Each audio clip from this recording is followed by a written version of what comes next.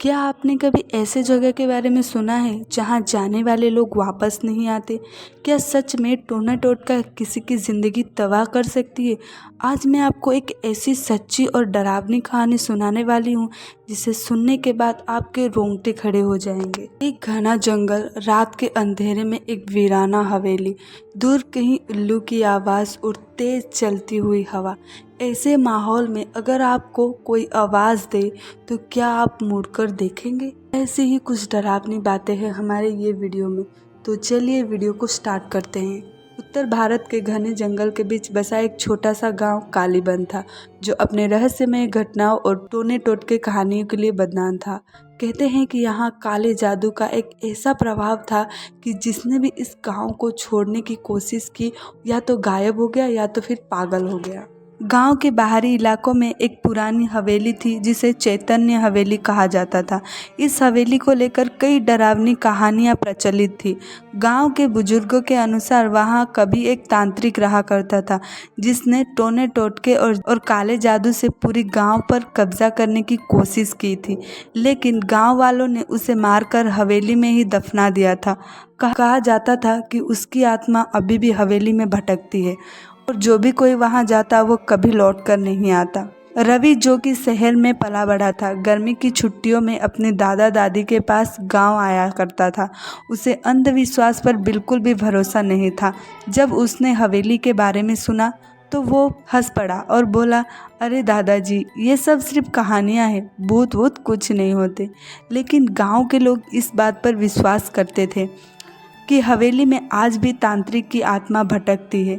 दादी ने रवि को चेतावनी दी, बेटा, वहाँ जाने की सोचना भी मत। उस हवेली में जो भी गया वापस नहीं आता।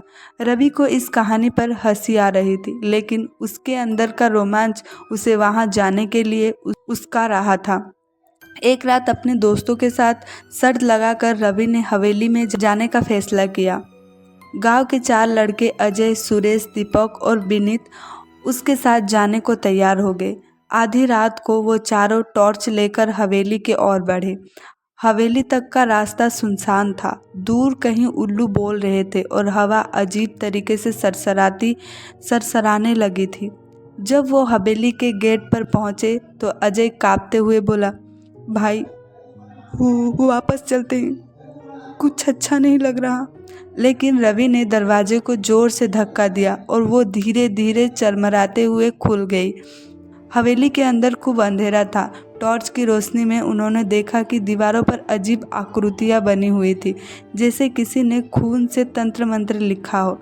जैसे ही वो आगे बढ़े, अचानक हवा तेज हो गई और दरवाज़ा अपने आप बंद हो गया। तभी सभी की धड़कनें तेज हो गई। तभी सुरेश की टॉर्च झटके से बंद हो गई। अंधेरे में उनकी सांसें तेज हो गई। दीपक कांपते हुए बोला, ये सब क्या हो रहा है? तभी हवेली के भीतर से एक धीमी मगर डरावनी आवाज आई, तुम लोग यहाँ क्या कर रहे हो? सभी लड़के कांप गए। रवि ने टॉर्च की रोशनी से चारों ओर देखा, लेकिन वहाँ कोई नहीं था। तभी अचानक से एक खटखट की आवाज़ आई और उनके सामने एक पुराना लकड़ी का सिंदूक पड़ा हुआ नजर आया।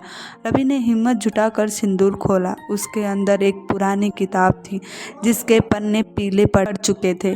किताबों में कुछ तांत्रिक मंत्र लिखे हुए थे। भाई, इस किताब को मत छूना, ये कोई टोना टोटका लगता है।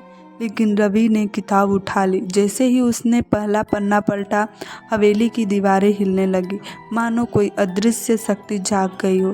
तभी एक कर्कश हंसी पूरी हवेली में गूंज गई। अचानक हवेली की दीवारों पर साए उभरने लगे। उन साए में एक काला कपड़े में लिपटे आकृति दिखा जिसकी आंखें जल रही थी। उसने गुर्राते हुए कहा, तुमने मेरी किताब छूने की हिम्मत कैसे की?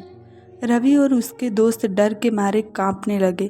दीपक घबरा कर भागने लगा, लेकिन जैसे ही उसने दरवाजे की तरफ कदम बढ़ाया, दरवाज़ा अपने आप बंद हो गया।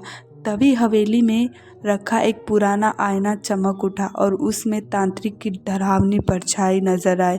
वो धीरे धीरे बाहर निकलने लगा। उसकी आंखों से लाल रोशनी निकल रही थी और उसके हाथों से काले धुएं की लिपटें उठ रही थी। रवि ने घबराकर किताब को वापस संदूक में डाल दिया, लेकिन तांत्रिक की आत्मा अब पूरी तरह से जाग चुकी थी। उसने हवा में हाथ उठाया और चारों लड़कों के पैर जमीन में चिपक गए। तांत्रिक हंसकर बोला, अब तुम मेरी कैद में हो। जो भी इस हवेली में आता है वो मुझसे बच नहीं सकता।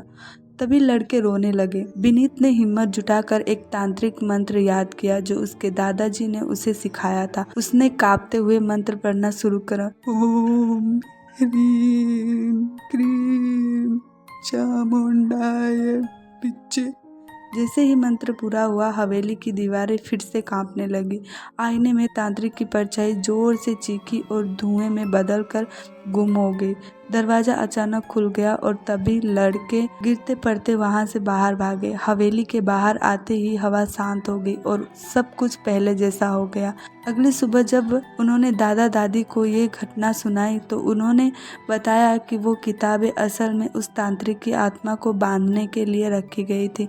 जैसे ही रवि ने उसे छुआ, तांत्रिक जाग गया।